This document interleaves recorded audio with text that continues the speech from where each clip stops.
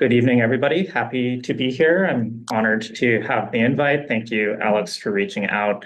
And thank you for the lovely introduction.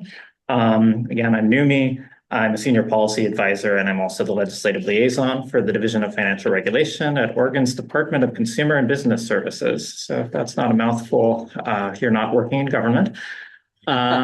And I've been in this role for about 5 years, and most of that time I have been, one of the things in my portfolio has been our pharmacy benefit manager statute. So we're working on the technology again. Yeah, I just want everybody to see you. Okay. Okay. Yes. Now- Hello, this is me. Here we go. So let's see. So I have a presentation that I gave to the Oregon legislature last month in kind of advance of consideration of a number of different bills related to pharmacy benefit managers. And so Alex reached out and asked me to give the presentation to you all as well. So that's why I'm here. I think I have a problem of always talking about 50% longer than I'm supposed to. So maybe it would be best to keep questions towards the end, and then we'll go ahead and roll forward from there. All right. So next slide. Let's start off with some history. So this is a timeline kind of where we've been with pharmacy benefit manager regulation in Oregon. And I will get to what are PBMs in a second. To start off with, we've been regulating PBMs for about 10 years now. The first bill was passed back in 2013. That was House Bill 2123, which was a registration statute. It put into place a sort of structure for maximum allowable cost pricing, and it also placed restrictions on the frequency and scope of pharmacy audits. This was Back then, we were kind of a leader in this space. We were one of the first states to really move forward on pharmacy benefit manager registration and regulation. There's a couple other states that moved around the same time. Oklahoma was also a leader. And I think this is an unusual space in that we have seen a lot of forward action from red states as well as blue states in terms of taking action on pharmacy benefit managers. Since then, there's been a number of additional statutes which passed. The original bill had a sort of 2-year clock before it actually started. So it actually became effective in 2015. In 2017, our authority was expanded. We were given authority to increase the fee for registration as a PBM. It started out kind of at our default fee of $45 and is now, I believe it's $1,100 these days. And also gave us sort of regulatory authority to revoke registration as a PBM if they were in violation of statutes. 2019 is kind of the next big law that passed. The big thing that came out of that was a ban on mandatory mail order. So basically saying that as a PBM, you cannot require your customers use a mail order pharmacy. You have to give them the option to go to a brick and mortar. And then most recently, 2023, 27, 25 was a ban on retroactive fees and sort of post-sale reductions in payment to pharmacies. And then 2024, last year, was 4149, which transitioned us to a licensure statute from a registration statute, which may sound like semantics, but it's actually pretty meaningful for us because the way the insurance code is written is there's a bunch of stuff that attaches to things that are licensees that don't attach to things that are registrants. And so that was really meaningful for us in terms of giving us sort of genuine investigatory authority over PBMs as opposed to kind of having to go through the insurance company to get to the PBM. Mm-hmm. So that's kind of the history. I've also got a couple of court cases noted on here, Rutledge versus PCMA and Mulready versus PCMA. These are federal cases that relate to ERISA preemption, which I don't have 6 hours, so I'm not going to dive into that too deeply, but it will come up, and because sort of all the action around ERISA preemption and litigation has been in the space of PBMs in the last 10 years. It's something to call out. Let's go ahead and move to the next slide. Oh, yes. All right. So I always like to start any presentation on pharmaceutical pricing with some version of this diagram, which I really fondly call the spaghetti chart. And this is kind of a super simplified version of pharmaceutical reimbursement and all of the different sort of parties which are involved with it, where the money is flowing through, where the product is going through, who's paying who for what. So I'm going to back up and kind of try and simplify things and straighten it out so we can get to this point, so we can understand the spaghetti, but like without having to look at everything with everything on the screen. So if we move to the next slide, and I apologize for the formatting. It appears to have not translated well, but it's sometimes it happens, I suppose.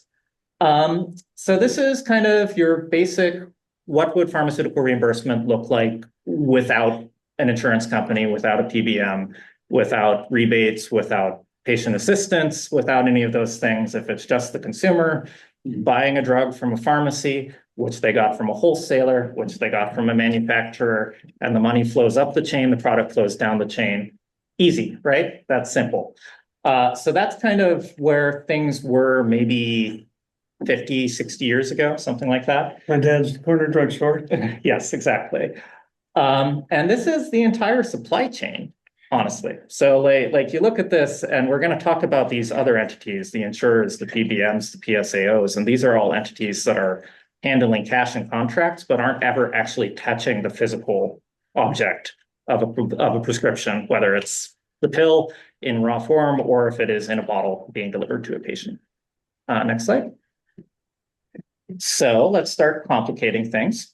If we put in insurance, no PBM, the consumer pays a premium to the insurer will pay the pharmacy, and the share that the consumer pays will be determined based on their insurance contract. Maybe they'll pay a copay, maybe they'll pay co-insurance. If they're before deductible, maybe they'll just pay the whole cash price still. So can you go into more detail here? Slow down. A little bit, yeah. Yes. So I think the big thing I want to take away from here is the way that insurers pay pharmacies. Pharmacy reimbursement is basically always a combination of two elements, a dispensing fee and the ingredient price cost. So those are the sort of two things that go into the formula when an insurer says, I'm going to pay a pharmacy for your prescription, I'm going to pay you these two things.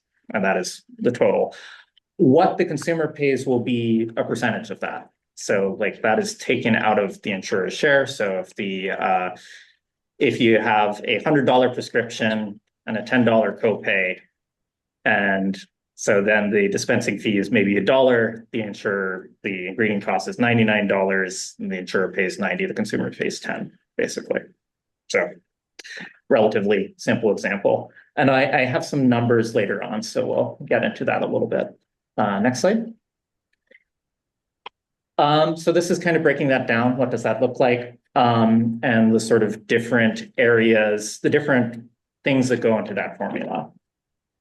In open card or what's sometimes called fee-for-service Medicaid in Oregon. So these are people who have Medicaid coverage in Oregon, but are not going through a CCO. So they're getting their bills paid, their medical bills paid directly by the state, effectively. Pharmacies are reimbursed through a formula that is based on actual costs.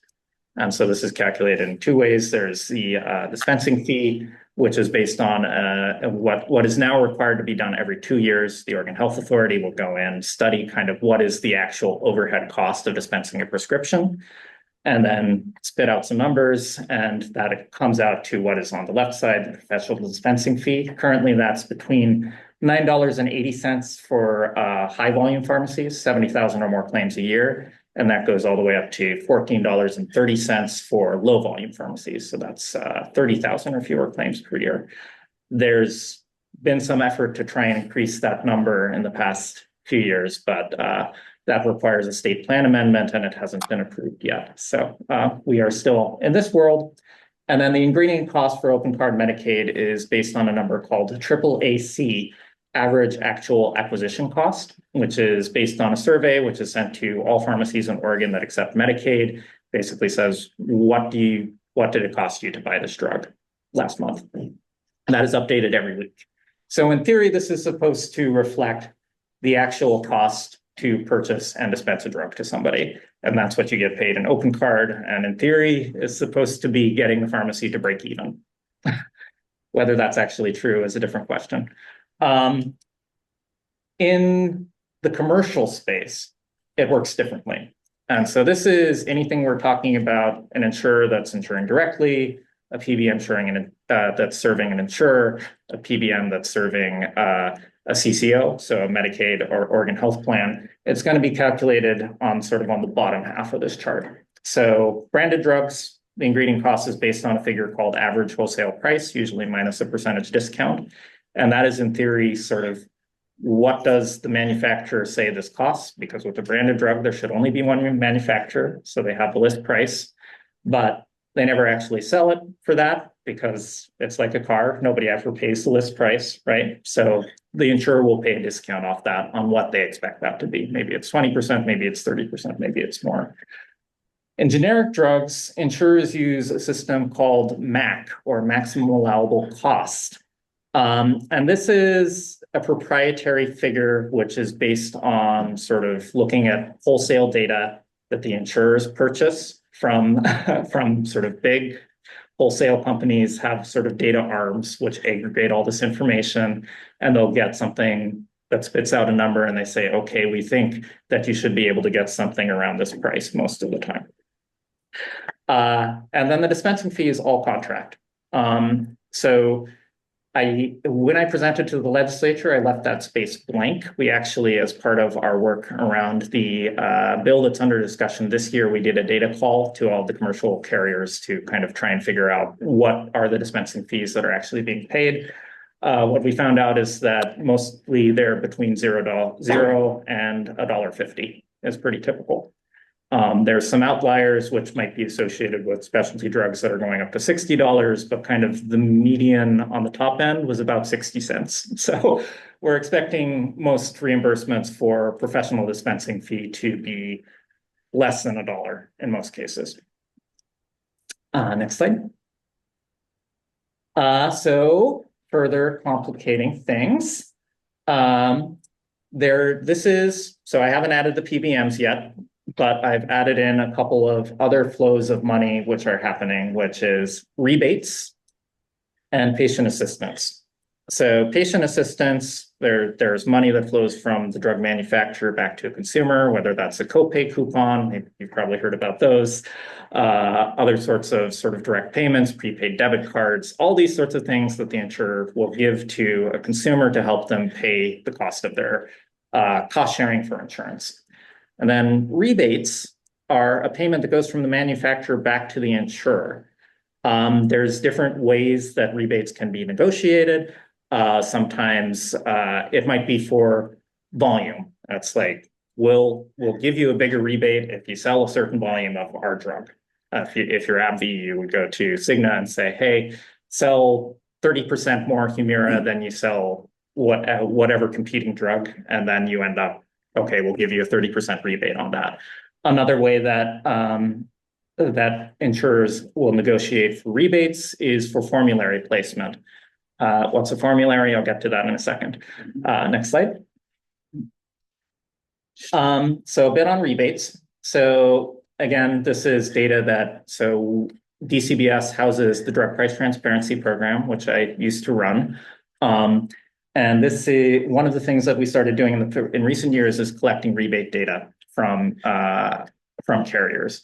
So this kind of shows across the major sort of local carriers in the state. So these are plans that are offered in the commercial market.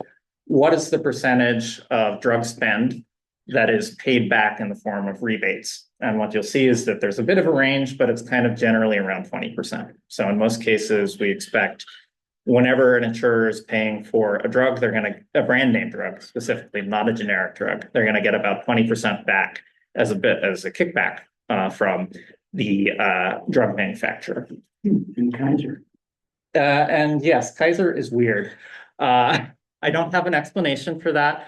But I think the main thing is like to say that in looking at other data related to Kaiser, I've seen that they use a lot more generics.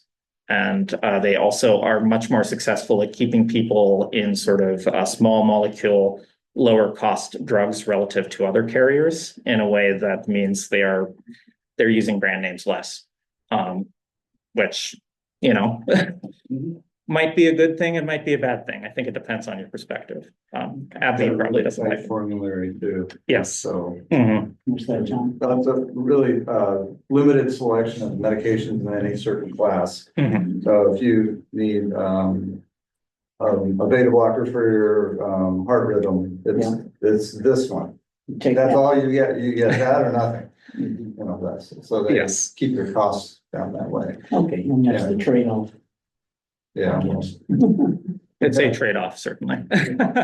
Kaiser has been fairly successful at keeping their drug costs low. I don't see that reflected in their premiums, but that's a different story. Next slide. So formularies, I mentioned, this is just an example. So how does the insurer side work? Generally, they're going to use a formulary which kind of which is a drug list that says which are the drugs that we pay for, how much do we pay for them, how much do you have to pay.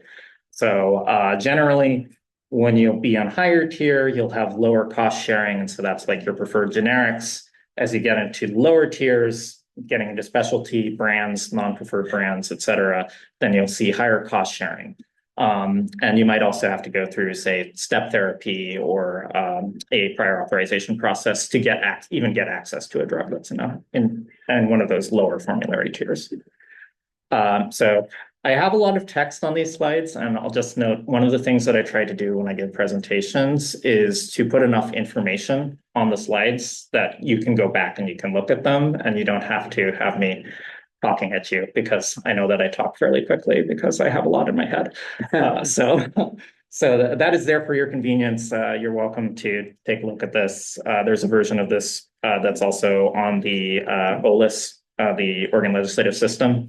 So you can access that and go back and use it as a reference if you like. So that's why I'm not saying everything that is on the slide, is because it's trying to get the big picture. And then I've left these tools in your hands so that you can go back and revisit. Okay, next slide. Okay, hey, we got the PBM on the page. That's good. That's what we're talking about. The PBM kind of just sits in between the drug manufacturer and the pharmacy and the insurer and acts as an agent on their behalf. What that means is so that kind of instead of the premium going to the insurer and then the insurer paying the pharmacy, the premium goes to the insurer pays the PBM an administrative fee, or maybe the PBM takes a share of rebates, and then the PBM just acts like the insurer would. Okay, they pass through ingredient cost dispensing fee to the pharmacy. They take rebates from manufacturers, and then they pay a portion of those rebates back to the insurer that contracted with them. Normally, that's kind of at a severe delay. So the way that rebates are paid is it will be after an entire plan year, the manufacturer will look at their portfolio, what went through that carrier, and they'll say, okay, here's the check that you get. And then the insurer doesn't actually know which drugs are associated with that. They don't know necessarily even which company paid those rebates. They just know, hey, I got a check for $60 million from my PBM for paying back my rebates, and I don't actually know which one of those are associated with which drug. So that's what the PBM is, and I've got all the other lines still on the slide. Next slide. So a little bit about rebates. We did start collecting rebate data from PBMs as well. This is from a bill that was passed in 2023, Senate Bill 192, which among other things, how do our drug price transparency program start collecting data on rebates. It's all aggregated, so it's sort of top line numbers, but what the advocates for that bill were interested in was kind of how much of that money stays in the PBM bucket and how much of it goes to consumers or to insurers. And what was reported to us was that almost all of the money is passed through. And those numbers, I believe, are in millions. Yes. So around 300 million passed through to insurers, supposedly about 2 million passed through to enrollees in some form, and about 1.6 million actually retained as PBM revenue. You can say many things possibly about whether they are telling the truth here or doing things to obfuscate that. However, they are at least obligated to be truthful to us as the But state there's no way of regulator. checking. Yes, so it is not, I don't have a good way to validate this data, but this is what they told us. Next slide. There it is. Okay, so one of the issues that has been brought up around PBMs is vertical integration. And so this is kind of like looking at one example. CVS Health is a healthcare conglomerate. They own an insurer, Aetna. They own a pharmacy chain, CVS Caremark, and they own a PBM, which is Caremark, and then pharmacy is CVS. Excuse me. So the potential problematic thing here is that, okay, if you have an insurer and you own a PBM, that doesn't seem like a problem, right? Because PBM's just acting as the insurer's agent and is negotiating with manufacturers and pharmacies on behalf of the insurer. It becomes problematic when the PBM owns the pharmacy. Yeah. Because yes, there is at least the perception that there is an incentive to steer business away from pharmacies that you don't own towards pharmacies that you do. Yeah. So yes. Next slide. So vertical integration, if you've been around in this issue space, you've probably seen some version of this graph, which gets progressively uglier basically every year. This is a much more detailed breakdown of kind of all the different corporate relationships between insurers, PBMs, brick and mortar pharmacies, specialty pharmacies, mail order pharmacies, PSAOs, et cetera. It's and GPOs, which I will not explain because again, I don't have 6 hours. But that is an entity that may have something to do with the truthfulness of our rebate reporting, is the possibility that PBMs are using third-party entities to collect and pass through rebates through these organizations, which are almost exclusively based offshore. And Wow. and they tell us, well, we didn't get those rebates. Yeah, right. Anyway, next slide. And so I'm just going to add on one more entity, which is the PSAO, or Pharmacy Service Administrative Organization, which is sitting right in the middle of there, sitting in between the pharmacy and the PBM. And basically, well, so it's an area where at least some insurers have targeted PSAOs as being potentially another problematic entity because the 4 largest PPSAOs are all owned by wholesalers. And what the PSAO is doing is acting kind of like the PBM does for the insurer. It's an agent for a pharmacy that negotiates with PBMs on behalf of a pharmacy. It's a way to aggregate sort of market power for to aggregate market power across a bunch of independent pharmacies to say negotiate with CVS in a way that would not be possible for just Main Street Pharmacy to go and say, hey, United Healthcare, I would like a better reimbursement rate. That if you have a PSAO, it can band together high school pharmacy, Broadway pharmacy, all of the independents and bring them together and maybe try and get a better deal. The problematic issue is potentially that PSAOs, again, also in some cases negotiate with wholesalers on behalf of pharmacies, and because they're all owned by wholesalers, there is at least the potential for an appearance of a conflict of interest there. Whether that is actually true in practice is these entities are not licensed, so I don't know whether there is an actual conflict of interest.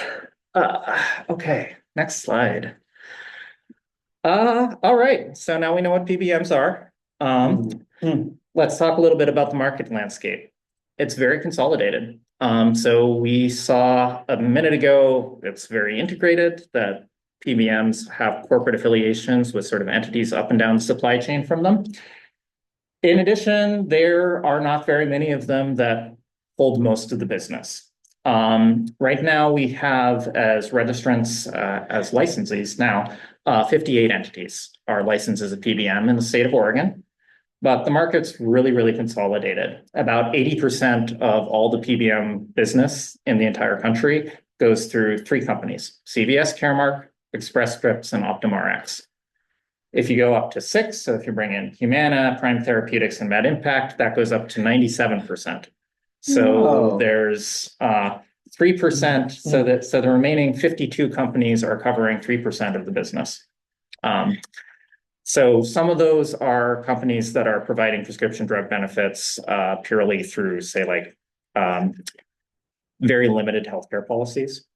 So they might be providing pharmaceutical management, say, for your auto insurance. You get in a car crash, you get whiplash, you need to get painkillers.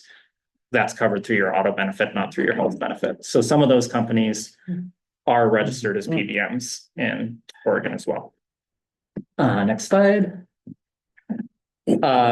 So what is our scope of authority as a state? I've thrown up our statutory definitions, but I won't go over this in great detail. 4149, in addition to moving from registration to licensure, also added some new language to the definition of PBM subject to the state law.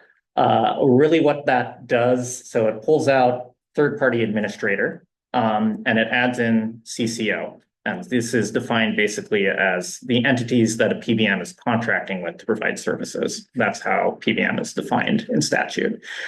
Next slide. So what does that mean? So kind of on the left side, that is our historical picture of what we could regulate, is in the little black dotted lines. Those are state-regulated PBMs, which are kind of in the space of commercial health insurance, commercial health plans.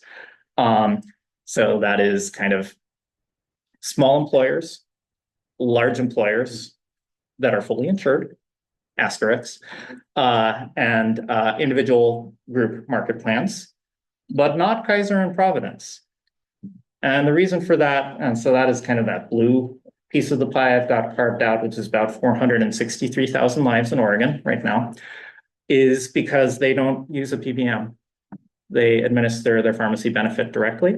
And because the way that it is defined in statute, they are not subject to any of the requirements of the PBM statutes, which we have received complaints related to. One of them related to mandatory mail order, and still doing that. And we had to go back to tell the complainant, it's like, sorry, this is not actually banned because they're not using a PBM and the statute is written such that it applies to PBMs. On the right side, so, okay, yeah, we still got the orange slice of the pie, which is those commercial insurance minus Kaiser and Providence. And then we've also added OHP, all programs. So we have significantly expanded the scope of business, which we have authority over under the PBM statutes. The rest of this, so purple slice is Medicare Part D. So that's prescription only coverage that you're purchasing in addition to traditional Medicare Advantage, which is preempted by federal law. We don't have power in that area. The blue slice on the lower left corner is ERISA self-insured plans. And so this is very large employers, typically 500 or more employees, who rather than paying a premium to an insurance company, they just bear the cost of claims. And so that's, most large employers do this. Nike is a good example, Intel, Fred Meyer, sort of the big Oregon examples. And that means that they are exempt from state regulation in basically any way. So we don't have any power there. Those court cases relate to some arguments that we do have power there, but as the state regulator, we're not really the people to push that envelope. There has been an argument made that we do have the power to regulate PBMs specifically that serve ERISA plans. I think that the precedent is unclear at best. Anyway, but if you would like to know, I encourage you to ask the Supreme Court. Maybe they will tell you something straight. Next slide. Okay, so we know what a PBM is. We know which ones are subject to Oregon law. What does the law actually say that they have to do?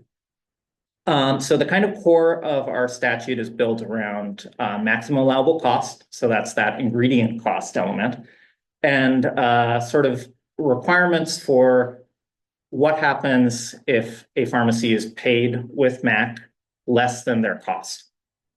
And so I've got a super simplified version here. So let's suppose that pharmacy has a wholesale cost of $110. Their overhead to operate to dispense a drug is $10. So the pharmacy's cost is $110. They get reimbursed by the PBM. The PBM has set a MAC of $100, a dispensing fee of $1. I updated some of my numbers on the slide, but apparently not all of them. So the pharmacy net would be basically a loss of $19 on that transaction. The law says that a pharmacy can appeal. And if the pharmacy appeals, there's sort of two paths. We'll do the bottom path first. So let's suppose that the PBM grants the appeal. The PBM is required to allow the pharmacy to reverse and rebuild that claim at an adjusted cost that actually covers their ingredient costs, and to adjust the MAC for that pharmacy moving forward so that the MAC will be raised up to a level that is paying for that pharmacy's ingredient cost. So kind of what is the result of that? Okay, I only updated one of the numbers. Great, awesome. Okay, so like when I presented to the legislature, I had set it up so that it was looking at a $5 dispensing fee. We did our data call. We found out that $5 is a ludicrously high dispensing fee in real life. So I tried to drop it down to $1, but apparently I didn't do it on all of my boxes. So apologies for that. I will have a question about that. Yes. So let's suppose, okay, PBM adjusts the reimbursement up to $110, covers the ingredient cost. Dispensing fee is still $1. It's not covered, so pharmacy is still $9 in the hole, even though that their MAC appeal has been granted. So the ingredient cost is not covering their operations costs.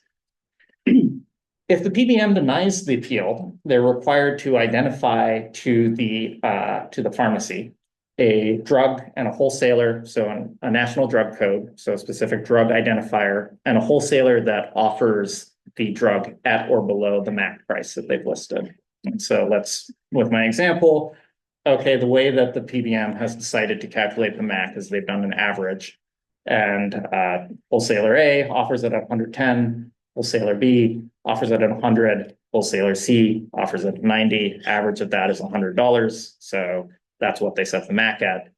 In experience in looking at sort of claims data over a very large volume, what I've seen is that PBMs appear to be generally trying to price a little bit above the median, that they're trying to price such that on average, the pharmacy will get a little bit more, but I don't think that necessarily reflects kind of the market dynamics for independents necessarily. And that looking at measures like AAAC, looking at measures like NADAC, which is the national version of AAAC, which I mentioned earlier. It's another survey-based sort of acquisition cost measure that there's a lot of variance between those things. And sometimes you're going to be over, sometimes you're going to be under. And like the PBMs, it is in their interest to keep pharmacies open because they are subject to our obligation. Yes, I know. They are subject to other obligations to have adequate networks of pharmacies available to their patients. And so ultimately, it is not helpful for them to do their business if all the pharmacies are closed. But anyway, yes.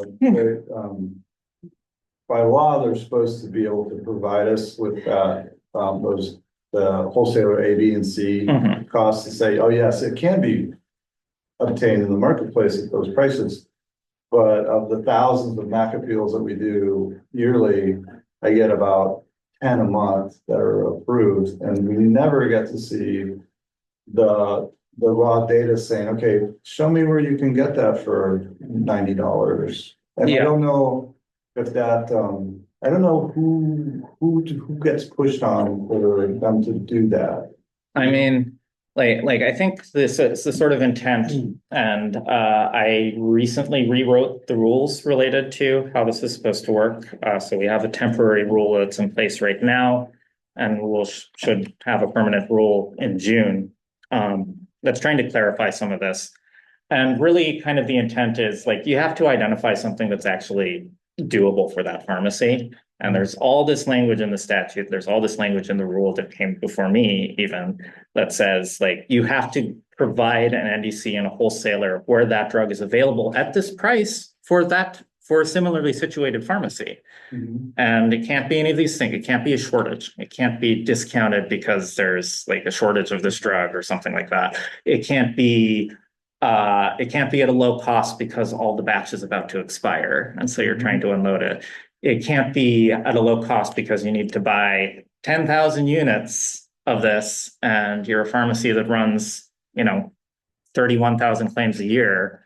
And you're like, I don't need 1,000 units of this.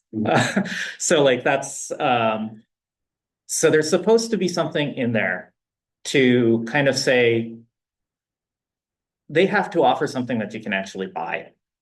And the way that the statute was written is that there was the intent, at least, that pharmacies should not be losing money on MAC ever.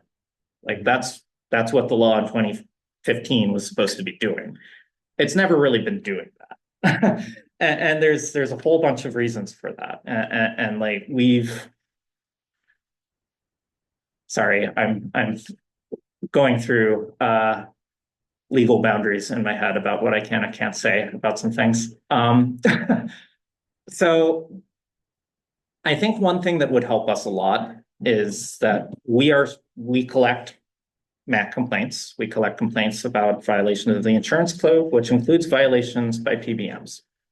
PBMs that have violated any of the provisions that are related to PBMs. You can come to us. We have an email inbox, which I don't have off the top of my head. I'm sorry. I'll try and follow up with you. But at least in theory, it's like, if you're getting these things, you're making MAC appeals, and if it's not coming back approved, then you should be coming to us. And like, we would really love to have information that is allowing us to kind of chase things down. And there's been problems with communication in the past. And like, that's something that I really recognize, that we have some guidance from some time ago that suggests that we cannot communicate back to providers that have given us complaints related to the insurance code where it deals with claims across multiple patients because of HIPAA. I think that we've been interpreting it a little bit more strictly than we need to be. And certainly I've been trying to talk to some people about trying to loosen that up. And because like one of the problems was early in 2015, when we first started operating this program, we got something like complaints related to 68,000 discrete claims in the first month that we started receiving complaints. And all of those were processed, but because of the guidance that we were operating under and are still operating under, like we weren't able to communicate back to the pharmacy that complained about what was going on with those. And like a big chunk of those were Medicare Part D. We can't do anything about that. A big chunk of it was ERISA plans. We can't do anything about that still. Some of it was maybe CCO claims. Like we can do something about that now, potentially. And then there were some that we identified as like, this is in our jurisdiction. We can do something about that. We talk to the PBM. They say, okay, yeah. What's the violation? We go back and forth. We say, okay, hey, this is what you should have been paying this pharmacy. You need to make an adjustment. And then they did it. But we can't tell the pharmacy that that's what happened. So as far as the pharmacy can tell, it's like, hey, I sent off this spreadsheet that had 68,000 claims in it and nothing ever came back. This law isn't working. You're not doing anything. I can't help it. Why this gag order? Excuse me. It makes no sense. I want to just say for the folks that are online, this interaction has been between a local pharmacist and Numi. And I know you can't see what's happening. And and later when we actually get to questions, Right. if you are a pharmacist, maybe identify yourself as such when you ask or comment. Yes. No. So yeah, this is it. I would like that to work better. I would like there to be better communication between pharmacists and the agency when we do receive complaints, because like I don't want the impression to be that we don't do anything when we get a complaint about a MAC appeal and non-compliance with what the statute's supposed to do. Because we want to be getting those complaints. We want to be looking at them. We want to actually know, is the PBM actually doing what they're supposed to be doing and there's a misunderstanding? Or is the PBM out of compliance with the statute? And in all fairness, you're completely outgunned. Yes. Yes. Like a ton of money from the PBMs, and staffing and lawyers. Yes. And Yes. so just, that's, for the crowd out there, that, the PBMs have a lot of money in the cloud and, you know, we only have so much money. Oh, just for this kind of situation, it just, we don't put enough, the state of Oregon doesn't give them the resources to give this department the resources they need Yes. to fight this battle. And like ultimately, it is something that we are a complaint-driven enforcement agency. Like we don't go out and investigate. We don't go out looking for problems because we're not funded to do that. Like we are funded based on fees that we charge of our licensees, and the scope that we have been given by the legislature over basically the last 30 years has been, you get complaints, you investigate them. If there's a problem, then you can enforce. But like we're not fishing, so to speak. So like to the extent that a law is maybe not being enforced as well as it could be, maybe that is because like we aren't getting the information to us. And one of the things I always say when I talk to providers, whether it's a pharmacy or it's a chiropractor or a massage therapist or whoever, anybody who accepts insurance, basically, it's like, if you have a problem and you think there's a violation, tell us. And like, it will seem like nothing is happening and maybe we will not be able to communicate with you as clearly as we would like to, but like, we want to know.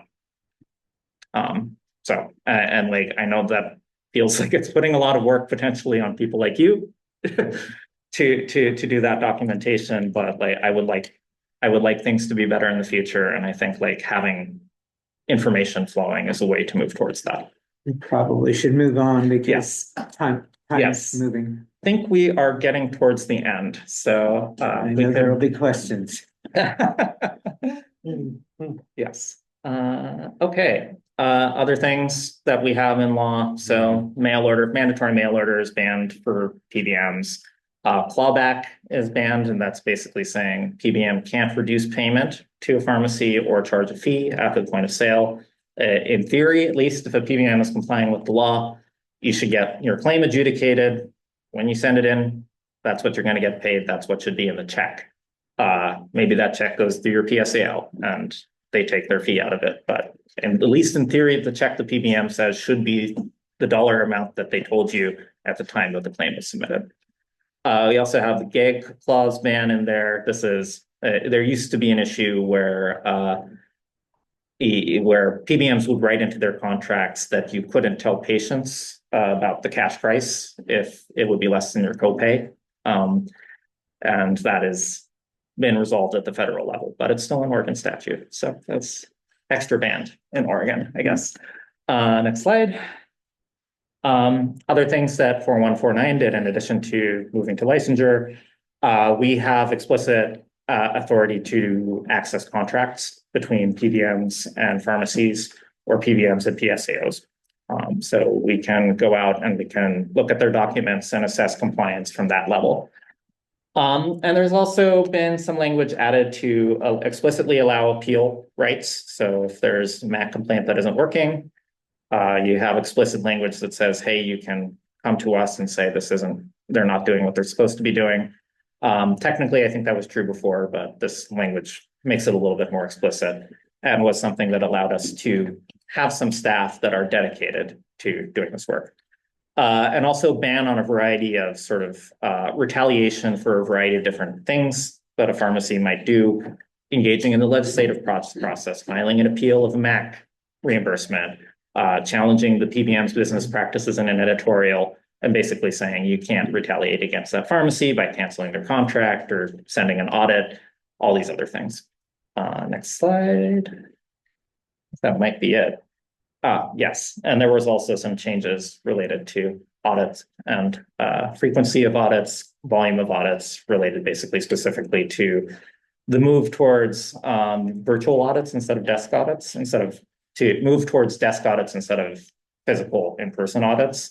But that's really in the weeds, and I've already gone 20 minutes over my time. So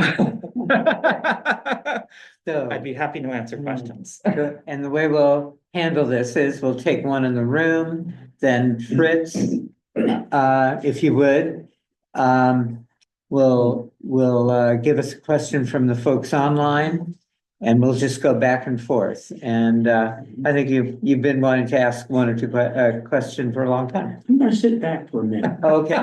Okay. Anybody in the room want to ask the first question? Mike? Since the state can control Medicare Advantage, it's a private insurance, why can't they control PBMs that are part of Medicare Advantage? So Medicare Advantage, Medicare Part C, we have limited authority over companies in that space. So we have solvency authority.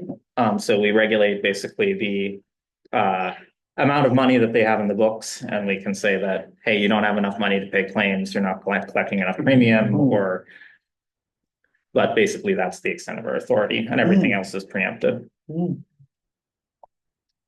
Okay. Fritz, is there somebody online? Yeah, actually, I had my hand up first, Alex. I'm going to take precedence here. Sorry. So Numi, I do not envy you in your position. If we were to look back at your spaghetti charts, and I'm fully well aware of the purpose behind spaghetti charts, and in this situation, the purpose behind what we see in that spaghetti chart is chaos. And as we know, in chaos, people can steal. And the other thing from my business mind that I look at and see, okay, where's the value add with all of those different players in the marketplace? So given all of that, my question really is, are there any data or studies that have determined how much added cost for pharmaceuticals, okay, to consumers is related to all of these additional entities involved in all of these activities regarding pharmaceuticals? Yeah, I mean, as far as sort of, thank you for the question. As far as the sort of a comprehensive study, nothing is. There's a few reports that have been put out on PBMs recently. There was a report that was put out by the Congressional Research Service last year, I believe. And then there's also an FTC report that was done on PBMs and kind of reflecting at least an opinion and a finding that PBMs were removing value from the system, so to speak. But and of course, the PBMs can test the findings of both of those reports. The other sort of, if you're looking for something academic, there is a law professor down in the University of California system. I believe her name is Robin Feldman, who has put out a number of books kind of related to rebates, the role of rebates in the system, the ways in which that rebates can kind of actually, instead of saving money, can potentially be driving drug costs up. So there's those are the things that come to mind, at least off the top of my head. I would certainly recommend Robin Feldman's books. I'm trying to remember the name off the top of my head, but I cannot find it. Tom. And then I just have a quick add to the. Thank you. Yeah. To that answer is that there's a lot of hidden costs that we pay for this. We as a people, Okay. Everybody, anybody that gets a prescription, when you have that much complication, my staff spends a lot of time trying to explain the spaghetti chart. We spend a lot of time challenging things. We spend a lot of labor doing something that has nothing to do with the quality of care for the patient.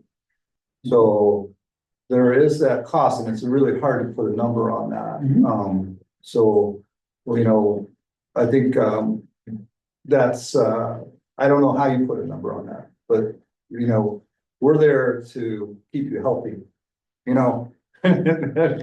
But and the more time we spend with the spaghetti chart, the less time we have for the patient. And when you have a profit-driven CVS, right, a big corporation that's beholden to shareholders, they're going to cut the labor. So just that's Yeah, and another cost, but I don't know what the numbers are. and my impression as a patient, that Tom and Rice's Pharmacy spends far more time on this, does a far better job than the commercial pharmacies here in Corvallis, which makes it harder for them to compete with the commercial pharmacies. Right? Well, our buying power isn't the same also. That also Yeah. that. Yeah. But right, the desire to do quality work actually makes it harder to compete It with. makes such it harder to compete. Let's see, we had another, was it Alex?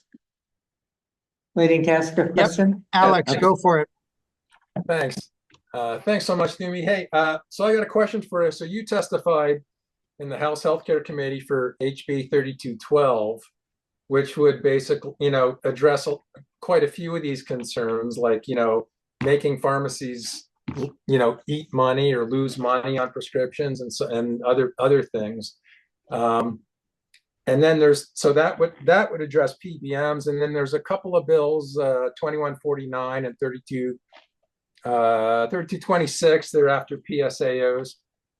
They're all coming up for a work session, so they had their public hearings, and so they'll be debated. What I'm wondering, I wonder if you'd clarify. So in your pie charts, it showed that the state can actually only regulate the OHP and then another small portion of the pie. So if those bills pass, does that mean that that's only going to regulate that, 1 or 40% of the pie, and still all the other part of it will just, be a free for all? Could you clarify that? Yes, that is correct. And ultimately that is, I don't want to minimize the significance of that, because that is still, OHP is under jurisdiction for PBMs, so that's 1.4 million lives. Fully insured commercial is 650,000 lives, so that's still 2 million lives. So it's close to half of the insured population in the state, so it's not nothing. As I said, there's debate about coverage with relation to ERISA plans, so those self-insured large employers. There are some states that have taken the position they can regulate PBMs in that space. The way that it's defined in Oregon statute right now, we don't have authority there. But there's nothing to say you couldn't pass a bill that tried to do that. We would just get sued. So it's kind of a thing of, if you want to know whether we can regulate in the ERISA space in this area, you'd have to ask the Supreme Court, because they gave an answer on it in 2021 that I think left a lot of room for interpretation still. The state Supreme Court. Sorry, are you talking about federal Supreme Court or state Supreme Court? Yes, Rutledge. Rutledge versus PCMA is the lead case in there. And there's, but other states have done that and haven't gotten sued. Is it their statute? They're statutorily, it's written differently than how we would write it? No, they have gotten sued. That is the other lead case, is Mulready versus PCMA, that's not Oklahoma. Arkansas is Rutledge, Oklahoma is Mulready, I believe. So that is going through, it's not the 10th, I think it's the 5th Circuit. So there is an appeals decision which said that the state could not regulate in that space. So there is a tension between a Supreme Court precedent in Rutledge that says, with relation to Arkansas, states can regulate PBMs and ERISA, and then there's a 5th Circuit court case that says states cannot regulate PBMs with respect to ERISA. I think that the issue with the Supreme Court, with the Rutledge opinion, is that it says basically, okay, we say that as a state, you can regulate things that are mere cost regulation, but you cannot regulate things that are core to the business of insurance. If you think about what insurance does, I'm not sure what is more core to the business of insurance than managing costs. So it's not a particularly helpful opinion. So like, and certainly there's a lot of case law in this area. There's case law related to ERISA life insurance that said that the state of New York could apply a 20% surcharge, a 20% tax on ERISA, ERISA offered life insurance. And they said that was mere cost regulation. So that's kind of where you get that line of reasoning, that if you're only dealing with the money, and that is, which might be of interest to this group, an argument that some people have made could support something closer to single payer in the state would be taxing self-insured plans to such a degree that you're funding and making it a disincentive to provide, to continue providing self-insured coverage. But, you know, it's not firm. And the language in the statute, at least on preemption, is it has a very wide scope. It has a much wider scope than that Supreme Court language that I just quoted. So, like certainly I think there's a degree to which you say, okay, Supreme Court said 20% tax on life insurance is okay. You know, what point do you get to where we say, okay, a 30% tax on health insurance, that's for self-insured employers, maybe that's too much because that door is open. So like Oklahoma's really the state that's pushing, and they are in court still. So to be continued. We have another question. Bruce, Bruce Thompson, you want to maybe move forward to the owl a little bit? Oh, okay. Sure. Yeah, Numi, I have a question about 340B pharmaceuticals, and does your department monitor that in any way, and the cost of that as compared to the cost of Medicare Advantage for a similar plate of pharmaceuticals? Yeah. 340B is one of my least favorite topics in pharmacy, because like I feel like, you know, with ERISA, at least I can point at that and say, like, no, it's the Supreme Court. I don't understand this. Like, they're like with 340B, I always feel like this is just written down in statute. I should be able to figure this thing out, and it's still such a headache to explain. I know there's issues around that. It is a program that is kind of designed as an end around to allow FQHCs and certain other entities to be able to pull additional revenue by basically getting extreme discounts on prescription drugs and then taking payment at the normal rate from the insurer. So getting margin that then they would say they're using to fund other programs to benefit their community. Again, your mileage may vary on whether you believe them about that. So that is kind of the space there.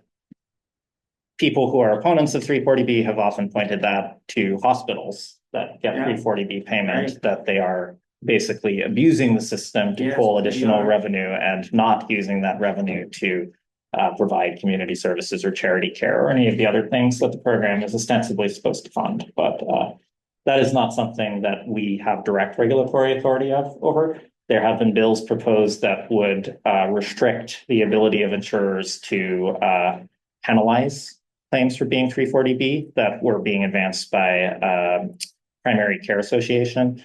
But I don't know if that's going anywhere. And certainly it gets tied up with the hospitals, which I think there are some good actors and there are some bad actors in the space. And it's difficult to write a law that hurts the bad guys without hurting the good guys. Well, as a retired public health officer, I understand 340B intentions.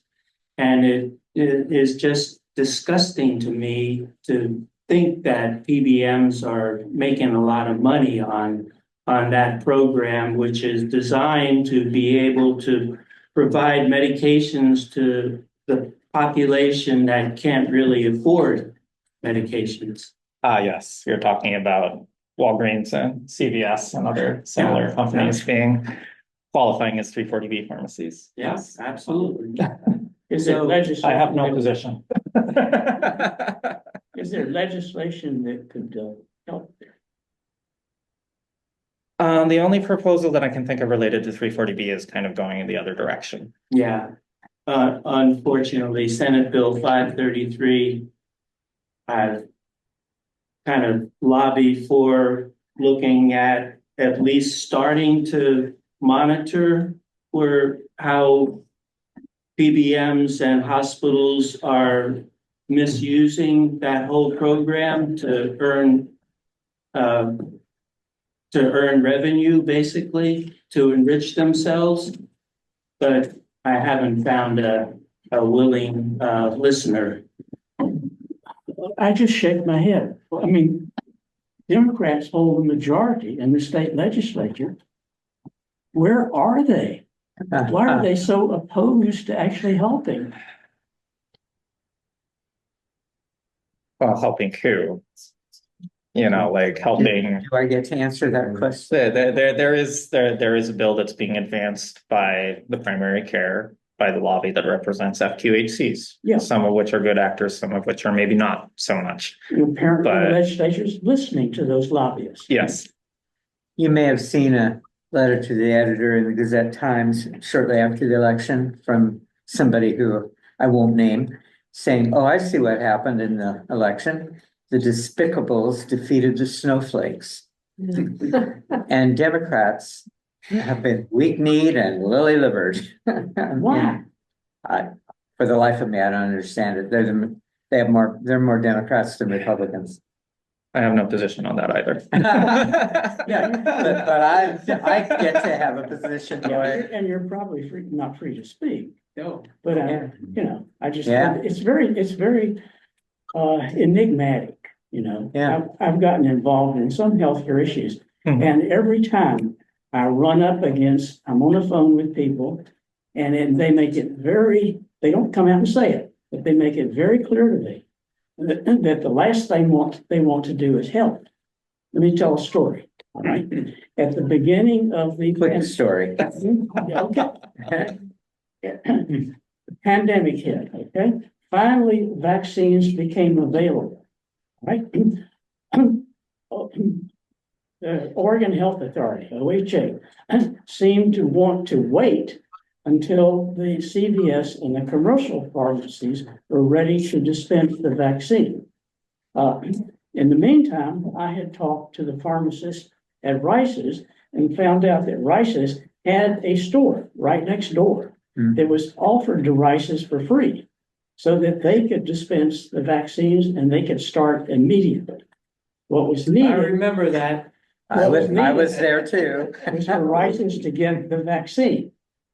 OHA, I can speak more openly than you can, was totally unhealthy. Right? Mac, don't get me started. So I went to the And you need to finish. okay, so I went to the county, talked to them. Again, they didn't want to help. I made one last phone call to an individual in the county. She was alive. She went to her boss and stuck this situation right under his nose. Look, Rice's is ready to go. And so they released the vaccine to Rice's. Rice's was up and running within 24 hours, 10 days before the other pharmacies could open. So that's a success story for Oregon. Later, I found out that this woman who had helped me and really accomplished it was demoted. Was the what? Demoted by the county. Wow. One of the things I've been on a lot of meetings recently about, maybe not so much a question, but, This is more Tom from technical- Rice's I got it. speaking. been on a lot of meetings recently, especially with, House Bill 3212. And basically what it comes down to is that, we, the people of Oregon, have to make it more painful for the legislature to say no to us than it is for them to say no to the PBMs. And how? Because all the time, by writing your Congress people. Okay, So it's a matter of, and that's that QR code. You can scan that, you can send a letter, but in the end, it comes down to, we've gotten to the finish line many, many times on many bills. And in the end, it's money talks.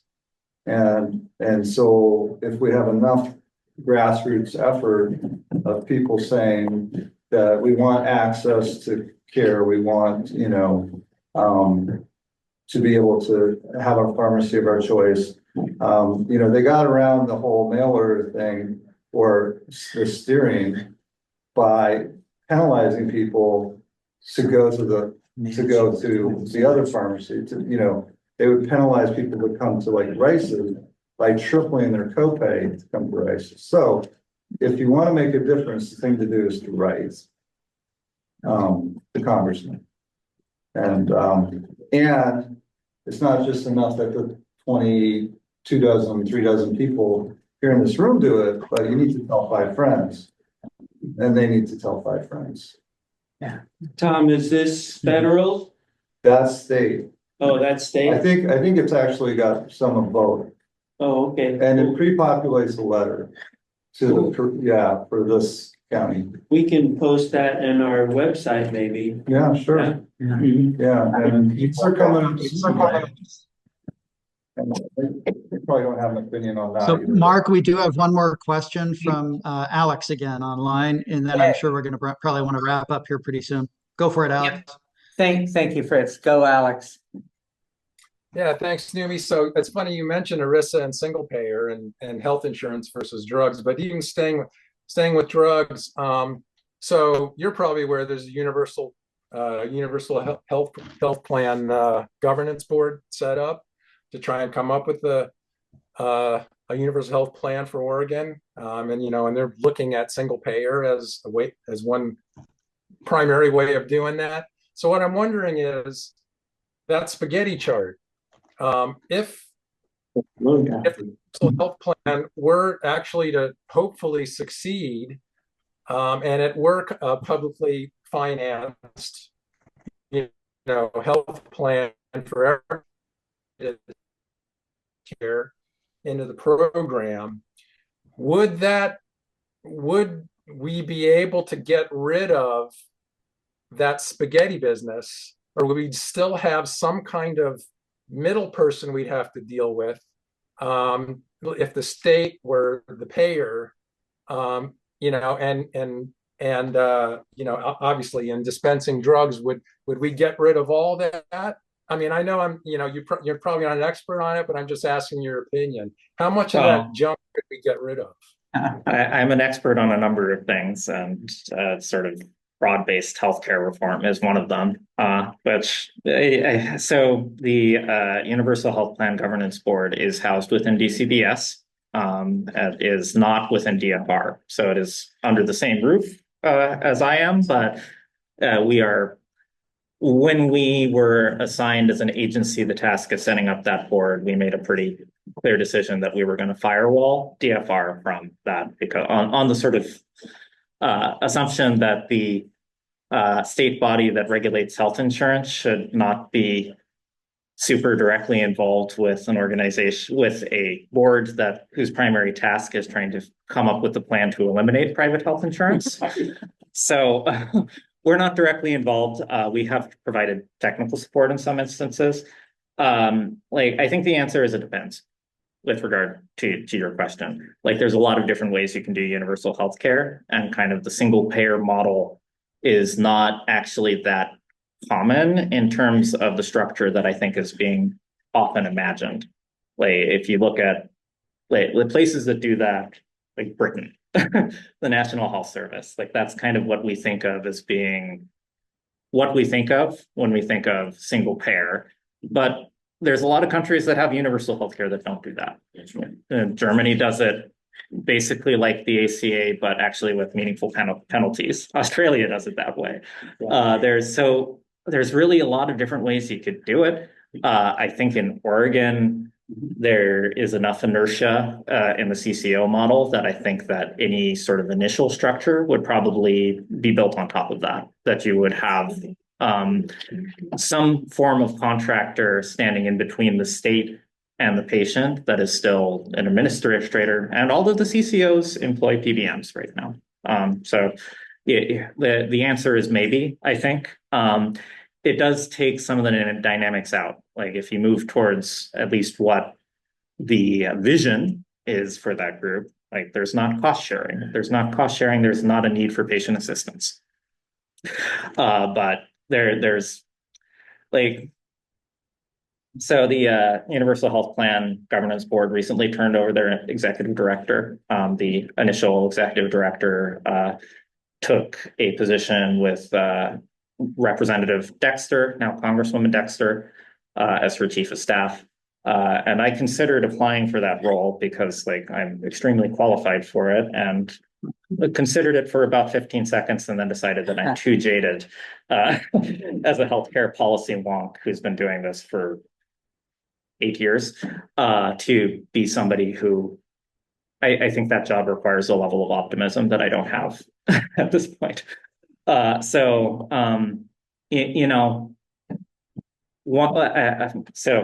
closing thought, like I think